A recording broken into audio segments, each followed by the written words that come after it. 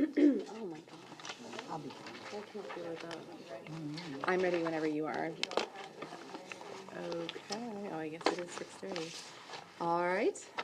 I'd like to call to order the City of Safety Harbor Board of Appeals meeting for Wednesday, March 13th, 2024. The time is 6:30. And Liz, would you please call roll? Yes, ma'am. Ali Schaff. Here. Lorraine Duffy Suarez. Present. Susan Case. Here. Heather Norton. Here. Colin Young. Present. Christina Novisk. Miguel Hicks. Caroline Allison. Here. Thank you. Perfect. So first order of business is approval of the minutes. Does anyone have any deletions or corrections to the minutes from the last meeting? Anyone want to make a motion to approve the minutes? I'll make the motion that we approve the minutes. All right, do I have a second? Okay, all in favor? Aye. All right. Sounds good. And then, let me sign those and pass them. All right, so I'm just going to make an announcement for everyone here for benefit of the audience. This is a public hearing which is quasi-judicial, and basically that means that all decisions are going to be made based on competent, substantial evidence as presented in the case, and comments can only be considered as they relate to the merits of the case. So unfortunately, popular sentiment or opinion is not something that was going to be considered for the decision or a basis for a decision. Because this is a quasi-judicial hearing, we also have to follow certain procedures. So first, we, as a board, will disclose any ex parte communications that we have received. Has anyone received any communications outside of today? Okay, thank you. All right, and then we will now have anyone who intends to speak tonight at the meeting, please stand and be sworn in by the city clerk. So if you plan to present any testimony. Please raise your right hand. Do you swear or affirm the testimony you're about to present is the truth, the whole truth, and nothing but the truth? Thank you. All right, thank you, Liz. All right, so we have the following agenda item for consideration. It is variance request 2024-02, applicant Benjamin and Ashley Runnels. And this is location 605 6th Street South, and it is a variance to the Safety Harbor Comprehensive Zoning and Land Development Code sections to reduce the setback between the accessory structure and primary structure from 10 feet to 8 feet 11 inches, to reduce the setback between the accessory structure and lot line from 5 feet to 4 feet and 3 inches, and to increase the accessory structure height from 12 feet to 14 feet and 9 inches. All right. And city staff, have the required notices been met? Sorry, I was looking for you. Yes, they have. Thank you. Okay, thank you. All right, and then at this time, I'll ask the city attorney to just explain what a parties of interest would be. As a party in interest, as explained by the chair, this is a quasi-judicial hearing, so automatically the parties are the city and the applicant. Party in interest would be an additional party that has some legally recognized interest beyond just making a comment as part of this. So if there's anybody at this time that would like to be recognized as a party in interest to this application as a result of their interest in either the application or the property, please let me know. I don't see anybody. Thank you. And then we'll move on forward. And then Marcy, are you presenting tonight? Okay. So for the record, Marcy Stenmark, Community Development Director. And this evening we have a variance at 605 6th Street South. And in your backup, you have several documents, including a memorandum of law, which summarizes the criterion for variances. We provide that to board members periodically for informational purposes. And also you will see the staff report, and also the applicant provided a lot of documentation as well for your consideration. After we go through all of the steps for the hearing this evening, at the end, what we will need from you is a motion, and you approve or you deny variances. So as you're thinking about what you're hearing this evening, that's what we're going to need at the end. Here's an aerial view of the subject property. It's located at 6th Street South and 6th Avenue South at the northwest corner. It's a double lot, 0.23 acres. It's in the residential low feature land use and the R2 zoning district. The applicant this evening is Kent Reynolds, and the existing use on the property is single-family detached dwelling. So the variance is being requested this evening because the applicant built an accessory structure in their yard. It was built without permitting, and then they were in code enforcement, and they decided they would wish to keep the structure, and they submitted the variance because it doesn't meet a couple code sections, 3 code sections to be exact. And so this evening they are requesting 3 variances. And they have a permit that's in the door, it was reviewed, and because it doesn't meet code, staff couldn't approve it. So they are here before you tonight to request variances. Here are the applicable code sections. This is considered an accessory structure. It's a 2-level structure. The bottom level is used for parking and storage, and the upper level is a play structure. And so it's considered an accessory structure in the code. And the code states that it can be no closer than 10 feet to the primary structure, no closer than 5 feet to a lot line, and no closer than 6 feet to any other accessory structure. Also, it states that the maximum height is 12 feet. And here's the definition for height. It's the vertical distance to the highest point for a flat roof, to the deck line of a mansard roof, and to the average height between the eaves and ridge for a gable, hip, and gambrel roof. So if it's a pitched roof, it's to the midpoint. This evening, the applicant is requesting 3 variances. The first, 36.00G1, to reduce the primary setback between the accessory structure and primary structure from 10 feet to 8 feet 11 inches. Number 2, 36.00G2, to reduce the setback between the accessory structure and lot line from 5 feet to 4 feet and 3 inches. Number 3, 36.00G3, to increase the accessory structure height from 12 feet to 14 feet and 9 inches. And here's the photograph of the accessory structure. I took this photo from the sidewalk. And this is behind the structure looking south. Actually, I'm wrong. This is also from the front yard, but it's a zoom in so you can see what it looks like if you're up close. And then this one is from the back. It has a swing, and there's a stairwell here that goes up, and this is a play area, and down here is parking for a golf cart and storage. And this is the plan that was provided by the applicant. It shows that here's the street, here's the residence, and then the accessory structure is on the west side of the existing dwelling. And this graphic was also provided by the applicant and shows the height measurement. The variance standards are in the code, Land Development Code Section 234.02. I also want to note for the record before I get into the standards that the Technical Review Committee reviewed the application and had no concerns. Variances are subject, though, to variance standards. And the staff report in the backup goes through those, and we provide information and a professional opinion about the variance standards. So let's start with the first one. The need for the proposed variance does not arise out of the physical surroundings, shape, topographical condition, or other physical or environmental conditions that are unique to the property involved. So for variance number 1 and 2, there are no unique physical conditions that contributed to the structure being placed in this location. The lot is square, it's a double lot, and there are not environmental features that are being preserved. For variance number 3, there are no unique conditions to the property that would support the height being above the code maximum. Number 2, reasonable use. Strict application of the provisions of the code does not deprive the applicant of reasonable use of the property. There are other locations on the property where the structure could be constructed and be code compliant. The structure could still be functional if it were at a code compliant height. Oh, I'm still on number 3 there, sorry. Granting the variance would not confer a special privilege that is not allowed for other lands, buildings, or structures in the same district. Attached accessory dwellings, oh, sorry, that's not the wrong statement there, but it's still a special privilege. We found that it meets that criterion. Number 4, the variance being requested is the minimum necessary to afford relief. Number 5, the condition or special circumstances peculiar to the property have been self-created. The structure was constructed without a permit and it's not code compliant. Number 6, the requested variances are not based upon the presence of nonconformities or other variances granted in the neighborhood. Number 7, it's not based upon financial or personal conditions to the applicant. Number 8, the proposed variance would not diminish property values or the neighborhood character. In fact, it's a very nice looking structure if you look at the pictures. Number 9, the variances will not adversely affect the health, safety, or welfare of the public. Number 10, the variances will not create a negative impact on public facilities. And number 11, the variance conforms with the general intent of the Comprehensive Plan and Land Development Code. And we have received several communications from the public and the copies of those are at your seats. They came in after the mail out.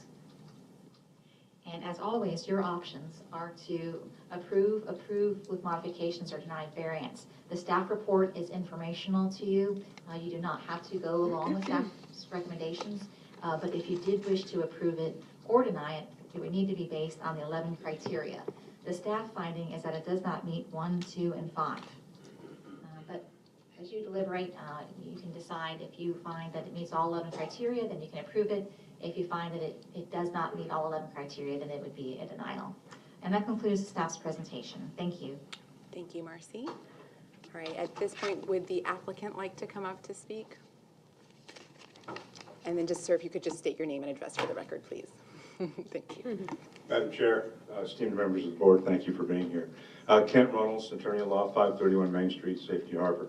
I represent Ben and Ashley Runnels, who's actually my son. What's the pleasure here? I'm not even really familiar with the procedure. Should I just make a statement, kind of walk through this thing and then put on Absolutely. testimony? Yes, you have the floor. A little so bit just- informally, even though yes. it's quasi-judicial. Yes, correct. Okay, thank you. Even though you all know why you're here and you know what the rules are, I think it bears repeating that the purpose of a variance is to allow relief from a technical, or in this case, we think hyper-technical application of the code to prevent a hardship. And I'm sure you've all read the applicant's statement, and we've gone through everything. The city has replied, and we'll address those issues. But to us, it looks like it's a pretty clear case for exactly what variances are intended for. My job is just to make it as easy as possible for you to get to that decision. So I think it's really important to keep everything into perspective or context and talk about what we're really asking for here.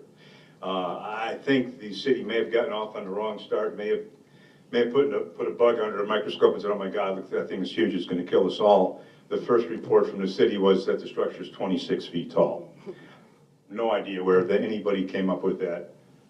Ms. Denmark acknowledges that it's not that tall, but that's where this whole thing started, was that we got a structure that's 26 feet tall. It's not, it's 17. So putting it in perspective and looking at what we really have, we've got 3 areas. We've got a 5-foot setback. The structure, the accessory structure, is 7 feet from the property line, 2 feet more than is required by the setback.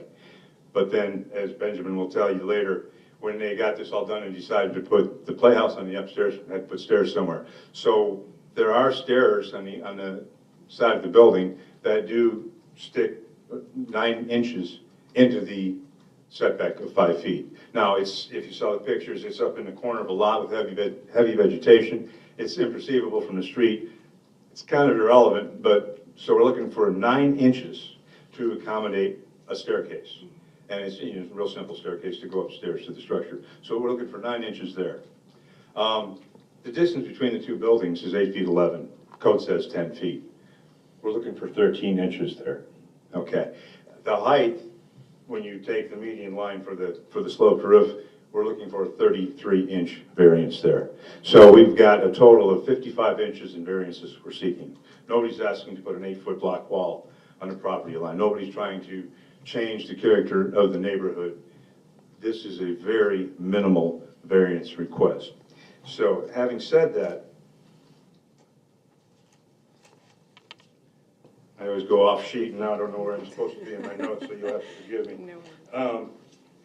Having said that, we point out technical review had no comments, no problems. I'm sure you've read all this stuff, so I'll be quick.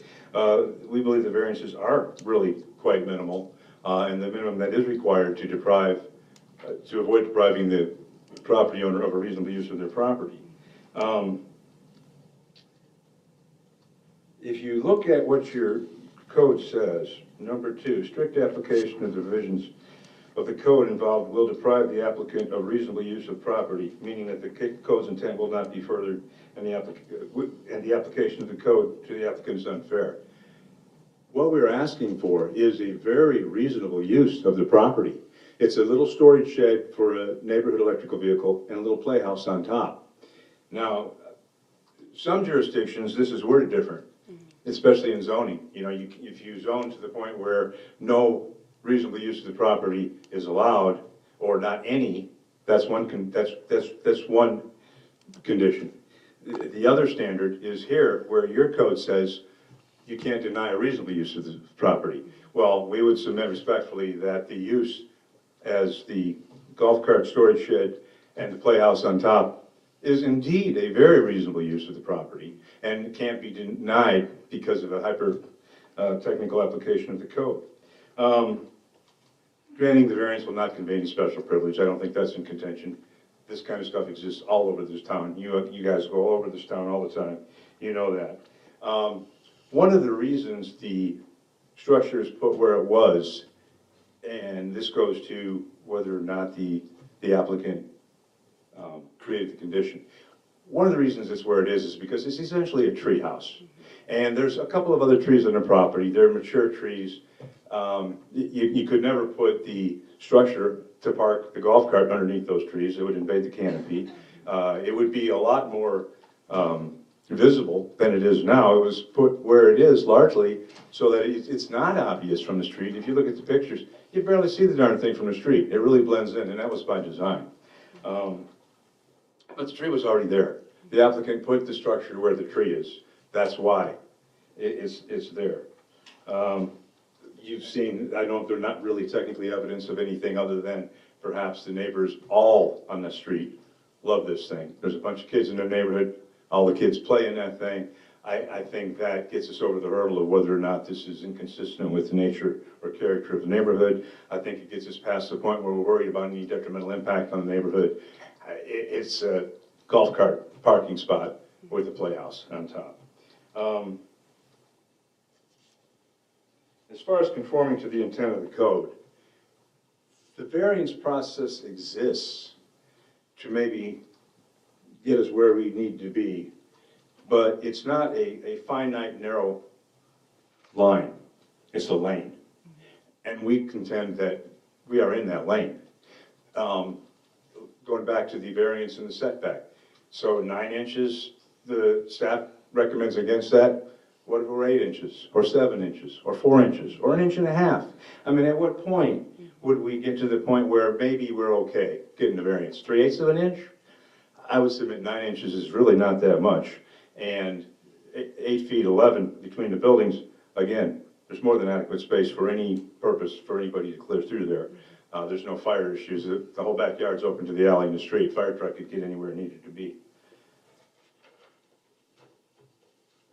I would point out one thing, I think, with all respect to planning director, I think this comment was created from whole cloth. It's not in the criteria. It says there are no environmental features that are being preserved by having the accessory structure in the location in which it was built. With all respect, I don't think that's relevant. That's not a criteria set forth in the standards for variance, period. It's just not there. So, you know, a lawyer might argue that kind of taints the whole staff response, because now we're making stuff up. We've got something created from whole cloth. That could mislead the board. That doesn't sit well with us, with all respect. There's a lot more to this than that, but that's bothersome. That, along with the 26-foot height initially, that's bothersome. The staff says that if you don't grant the variance, I should say, they won't really be deprived of a reasonable use, and they'll still be able to do what they can. That's just not true. The playhouse will disappear if the variance is not granted. You can't put a roof down to here. I mean, you see the size of these kids, and they're going to keep growing. And we have rain, we have sun. The playhouse will disappear. And then that is one of the best features of this thing, is the playhouse. So we would respectfully disagree that denying the variance would deprive the applicant of that use. It would. That would all have to go away.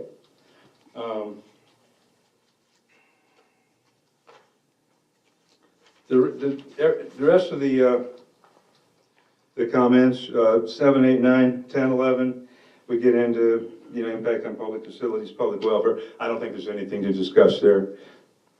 This is a 10 by 6 foot golf cart shed with a little playhouse on top that is 55 inches in aggregate over the line, so to speak. So neighbors love it.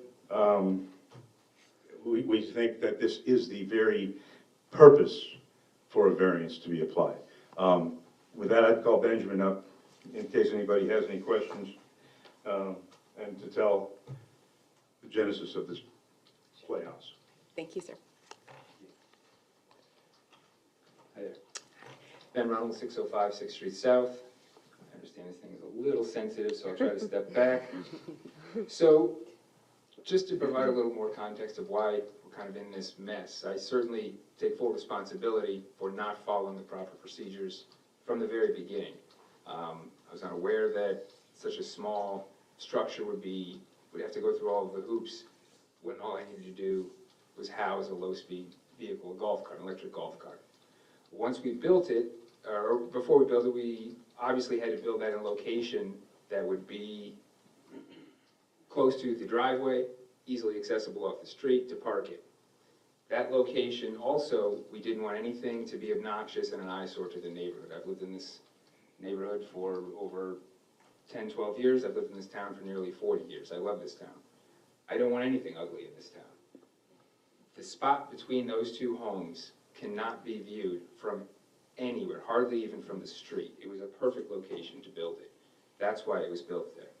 Once it was built, this was during the height of COVID, and it seemed like a fantastic opportunity to put a tree house or a playhouse or whatever we want to call it, but somewhere for the kids to go. My wife and I were both working from home.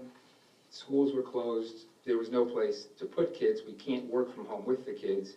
Building a tree house solved all of these problems. We got the kids in the tree house. They were still close by. Ended up being a hangout for all of the neighborhood kids as well. Obviously, this is Florida. It's unbearably hot, unbearably sunny. It rains every single day. We had to have a roof on the playhouse. So there's an open air on two ends, A-frame roof on this that has clear paneling so you can see right through it, but it allows protection from the rain. It's slightly tinted to provide some extra help from the sun. Every step of this was done to make it as unobtrusive and camouflage and blend in with the surroundings and provide benefit to the neighborhood children.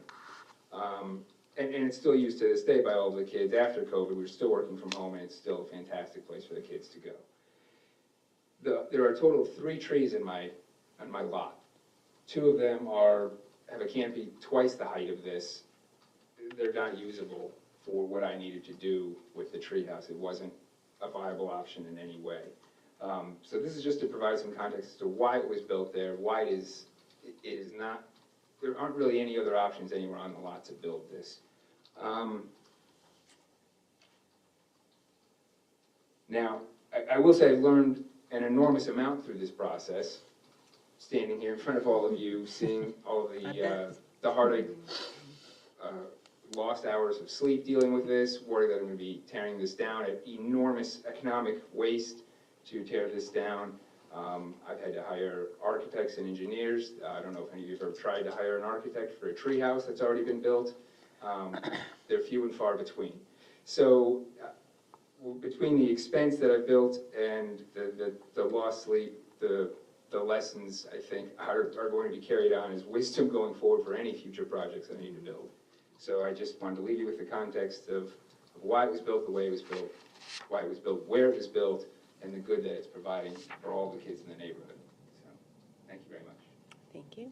Oh, and one more thing, I don't have the heart to tell these kids that we have to tear this treehouse down, or the rest of the kids in the neighborhood, and I hope that provides, I don't know, some clarity and I guess a point of view for you guys as well.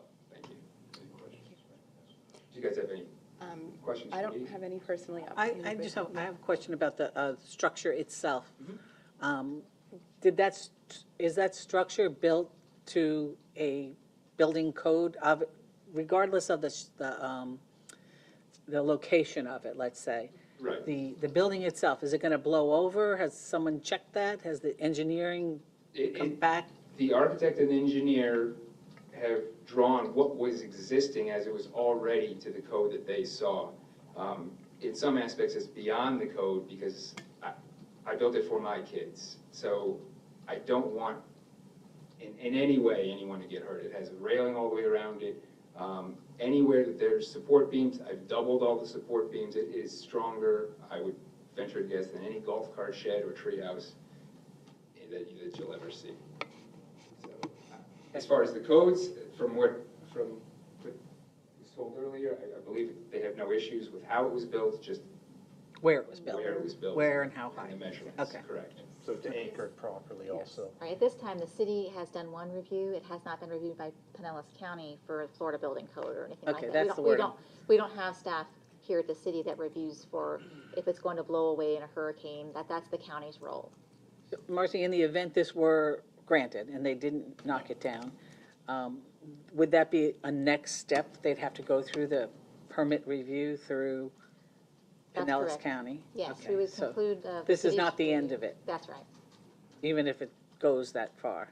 And I think those are the children that you don't want to have to tell. So you're going to make us.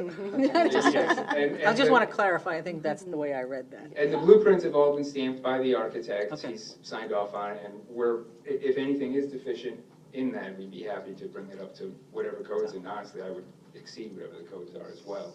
Yeah, I'm just saying that I don't think this might not be the end of variances or code compliance issues for you. Even if it's granted, there are more hoops to jump through. Right. Okay, all right. I agree, Just- I'm prepared. Okay. I do have one question. So as far as the structure that is for housing the low-speed vehicle, and I understand the stairway is the part that's kind of encroaching over the border, but the actual structure itself is far enough from the lot line, is that correct? Correct. My understanding is it must be at least 5 feet off the lot line. I'm 7. Okay. I believe 7 and change. I thought I heard you say that, I just wanted to make sure. So, and then the height of the shed portion is below that 12 feet, is that correct as well? It's just the. Correct. It's the about tree- 8 feet and change, 8.5 or so. Okay. Yeah. Yeah. Sure.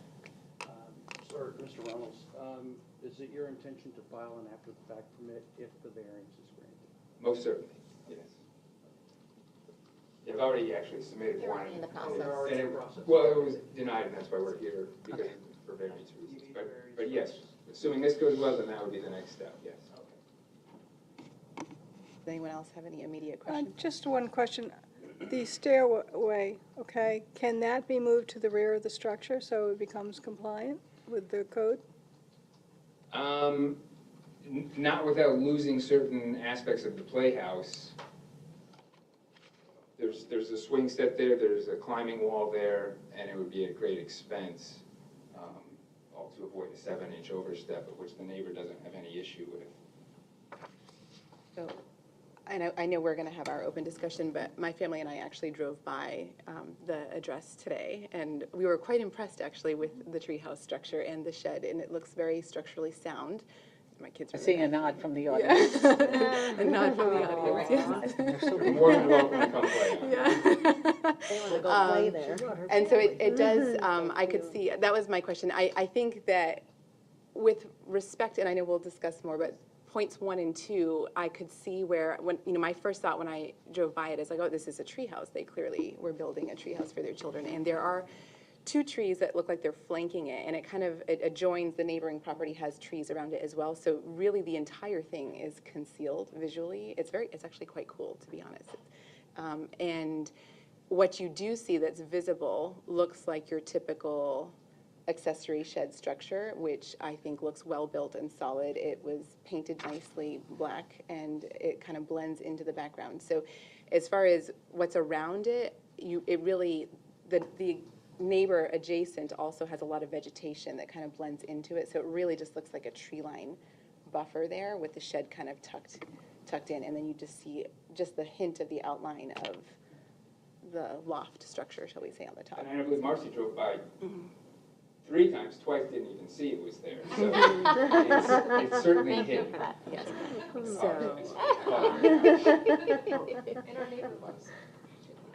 No doubt. Okay. Marcy, they appear to be grouped together as one big variance. In other Are words, 3 variances. That is, But okay. when I discussed, okay. when I wrote the staff report, sometimes I grouped them together if I thought that the discussion was the same. So I didn't, instead of just copying it twice. Okay. But for variances 1 and 2, I would have written the same thing for 1 and 2, so that's why I did that. And then sometimes I just did one statement if I thought it applied to all 3 variances. But there are 3 separate 3 variance votes? requests. 3 separate votes? Well, it's up to you how you want to do that. I guess it depends on how the conversation goes. We could combine it or do it separately. Yeah, you can do one vote if you're approving or disapproving it all together, or if it's a partial approval, it can be one motion, just to make sure we know the outcome. Okay. All right. Okay. Good to know. Okay. I think if we have any additional questions, we'll call you back up. So, all right. And at this point, if anyone in the audience would like to speak, you're invited to come forward as well and present your testimony. You just state your name and address as well if you would like to speak. Nobody wishes to speak? Okay. So at this point, then I'm going to close the public comment portion, and we're going to open it up for board discussion. Okay. So at this point, if we have questions, we'll call you back up, but no open talk unless we've called you. Okay? All right. So Colin. we were admonished last month about not specifically stating, why we agree with each thing. So regarding number 5, the staff has said it's self-created because they built it there and it's there. But if they were applying for this prior to building it, it wouldn't be self-created. So I don't think number 5 is a reason to deny it at all. I think we can strike that one off completely. In terms of reasonable use, it's a parking structure for a vehicle. Needs to be accessible. So you've got a driveway and you've got an unimproved alley, I believe, in the back.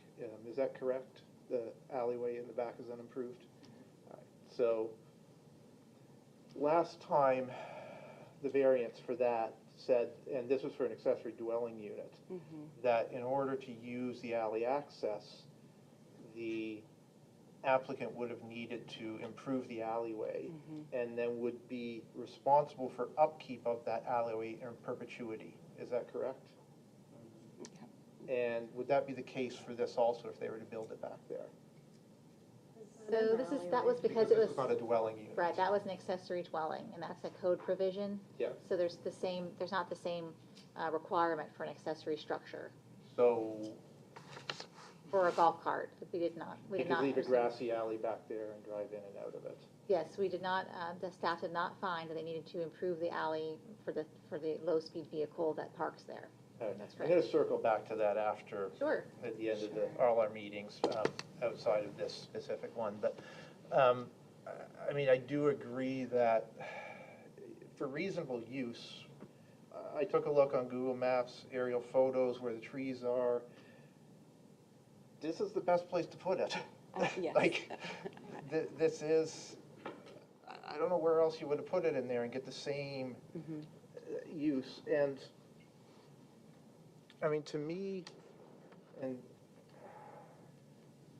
the purpose of code is to essentially avoid having to have a discussion every time somebody wants to do absolutely anything, right? If, somebody wants to build a house, the whole city's got to get together and agree on whether they can do that specific thing. So we have code to establish this and to make sure things are fair. And I would tend to err on the side of a variance is a reasonable and correct thing to grant if it is preventing somebody's reasonable use and quiet enjoyment from being taken away. If we look at last month's variance application, the objections to it would have taken away the property owner's reasonable use of the property and didn't meet the bar of causing the neighbors to lose an unreasonable amount of the use of their property. In this case, not granting the variance is depriving the applicant of a very reasonable use of the property. The only one that I have a problem making an argument for, and it's not because I don't personally agree with, but it's because applying the law, is the height of it. And having looked at the photos, and I drive by this all the time as I turn at that corner, I've never noticed this there. Can't see it from there. it's clearly not an eyesore causing problems. The purpose of a height restriction, I presume, is to prevent people from building things that are looming over the neighbors and creating unpleasant situation. This isn't doing that. Again, it's a case of, it doesn't strictly meet the criteria, but in such a way, I don't see a reason to deny it because of that. And my question for the attorney would be, if we were to just say, it's like, we know that according to, what this, memo that we've been helpfully provided says about what we are required to do as the board, says we have to strictly apply the law, and that's all we're allowed to do. If we just hypothetically were to say, you know what, we don't agree with that in this case, it's a dumb law, and we're going to approve it even though there's a clear case that it isn't, what are the ramifications of that? Potentially, you're making a decision that's not based on the substantial competent evidence and the criteria. Right. So then, if But it's, that's what I mean, if that's the case, what are the consequences of if that? it's challenged, we would lose, that your decision would be invalidated. Right, so if some killjoy decided that I want to tear this kid's treehouse down, how did this come to the city's attention? The state of Florida floodplain group was in town doing a regular review of our floodplain ordinance. They were driving around looking at properties in the flood zone to see if they saw any violations, and they turned them in for having a structure without a permit. And then, so it went to code enforcement, and then we started to discuss with them if it meets the code and that type of thing. And Right, if so- they wish to keep it, and that's how the conversation began. So, okay, so it's purely because there was no permit for it? That's correct. And it's in the flood zone. Right, yeah. All right, and then, I can understand the concern for that, any flood zone. And again, it'll obviously have to meet any building code criteria for that, regardless of the variance, so. I mean, personally, I'm all for granting it. But that's me. Oh, do you no, so Okay. you go. Well, I understand the emotional aspect of this case. I understand how the neighbors feel and how the kids want the enjoyment of this structure. But we're not here to discuss that. What we're here to discuss whether this variance meets the criteria as outlined in our code. And it's been demonstrated it does not meet standards 1, 2, and 5. The attorney, our counsel, has already advised us that our decision based on something other than the criteria would put us in jeopardy. And I'm not in favor of putting us in jeopardy. So therefore, I could not support this variance. I disagree on 2 and 5, for sure. Actually, I disagree on 1 also, that it does rise out of physical surroundings. I agree because of the point where they tried to place it where it's convenient to get in and out of with the golf cart and under the tree, so it would be more hidden from neighbor view. So I agree with that 1, I would disregard. Like, it's only the height that I sort of And have to- even the height, I agree, I would consider the height of the actual roof structure to be the deck of the Yeah, building, Yeah. exactly. building. That's what I would consider the roof. The A-frame portion is very minor. It's set back from both ends. It's hardly noticeable. It's more of like a little hut than architectural a feature. roof. Let's call it an architectural Yes. Yes, feature, it's yeah. more of an that's it. architectural feature, and it's hardly over the height restriction anyway. We actually had something come before us, I think a couple years ago, and it was involved a child's play structure. And I guess in my thought as well, when you're looking at the footprint of this, the shed itself, you would definitely consider a permanent storage that's going to stand. But a play structure at some point is, you look at the weather in Florida, the elements, wood rot and things like that, and something that's an open air railing type of structure is not gonna have the same longevity or permanence. And having gone through wooden play sets, quite a few in our lifespan as well, I could see how, if you're looking at the structure, to me, and just having viewed it from the street as well, I see it as a structure with basically kind of an open air deck with railings constructed on the top, which I could see you more arguing that as a decorative feature more than an actual structural piece. And I kind of, if the intent is to provide a play space for your children and you're trying to create a tree house of sorts, obviously that would require a tree. And so to me, unless the city's gonna say, well, we don't allow tree houses, and we have this city full of trees with beautiful canopies, and if the point is to, we're a tree-loving community, tree-supporting community, I think it's great that this family's done this, and it's just raising young people to appreciate trees as well, so I think that's a bonus as well. And I think that when you're looking at the footprint and placing it in such a way that you can achieve that for the children and not be, as Colin mentioned, kind of like imposing over somebody else's lot line. I mean, I've seen some other play sets that are backed up and they're, within that, 5 foot from the boundary, but they're large and they're sort of looming over the neighbor's property. And this is not that way at all. It's very well concealed in the trees. So I think if you look at it, I actually think if you're planning to construct a tree house, then that would be the place to put it.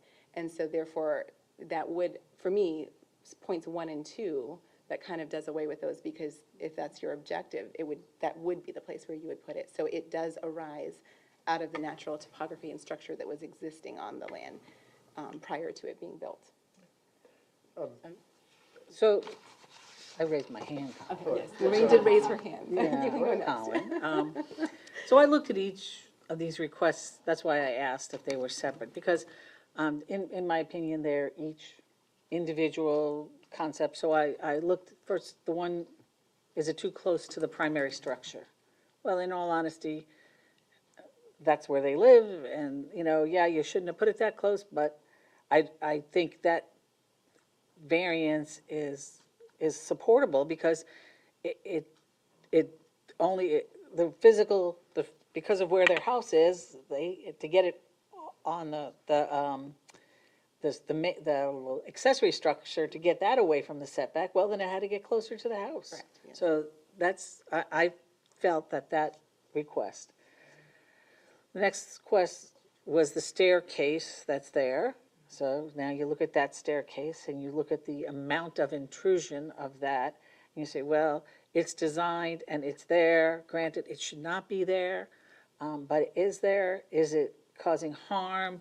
As the physical surrounding and shape, well, it's in a way it does because of the way it's been designed, and yes, so I think that meets the 1, 3, and 5 as well as the others. And then the height. And the height was the one I thought, height. But then, I actually have gone by here many times and didn't notice it, and this time I stopped to notice it. Oh, I did see it back there.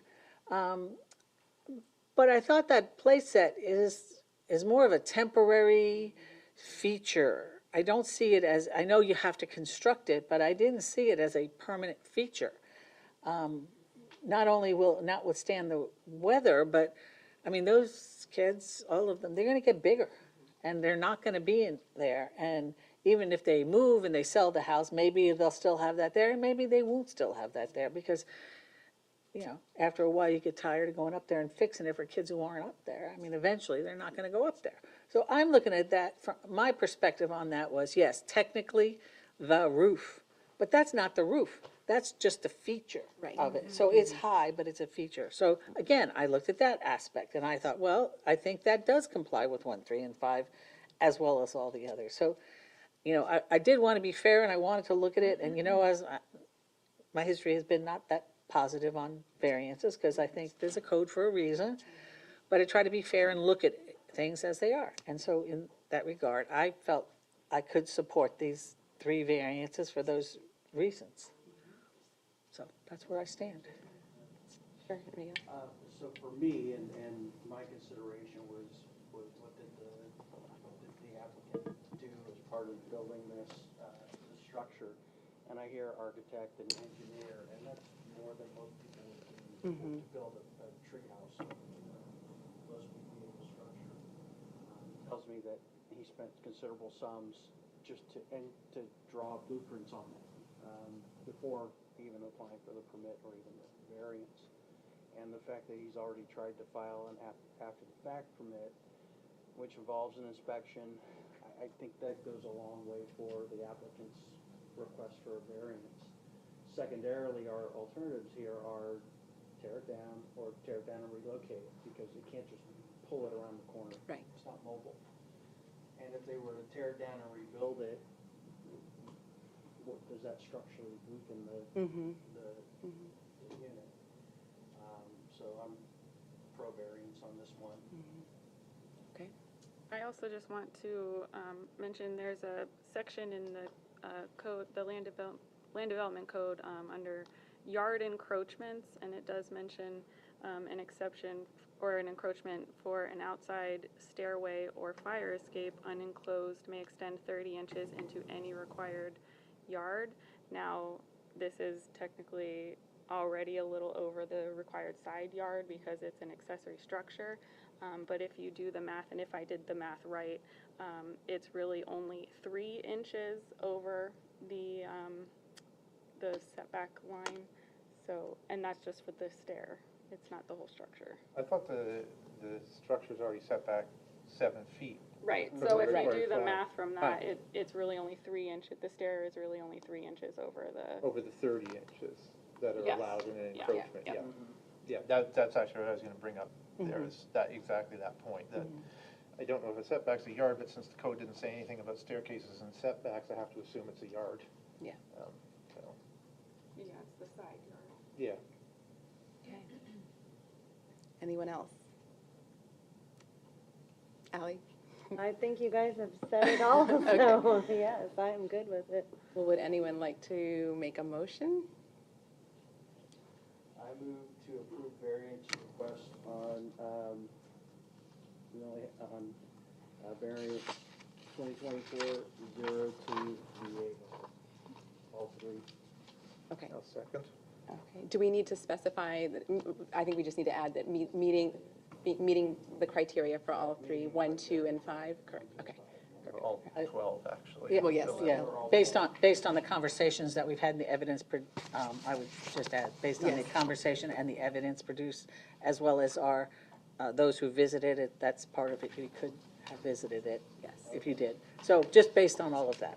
Just based on the criteria as presented by the city and the respondent, the 12 conditions for granting a variance, I see that I move that we approve variance 2024-02VAR, all 3 sections.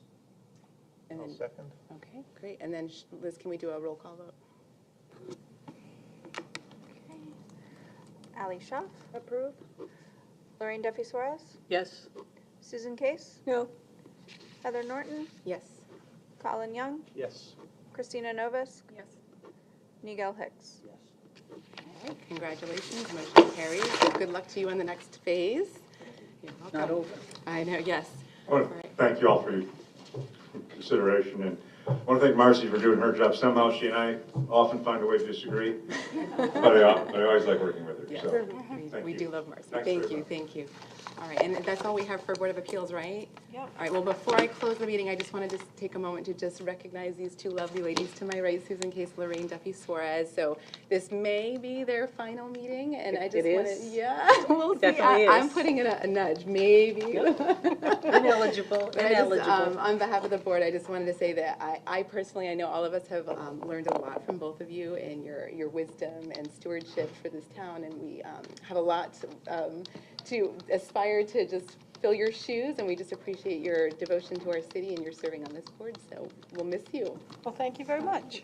Appreciate it. All right, meeting Couple adjourned of seconds, at 7:19, does that sound right? Yep.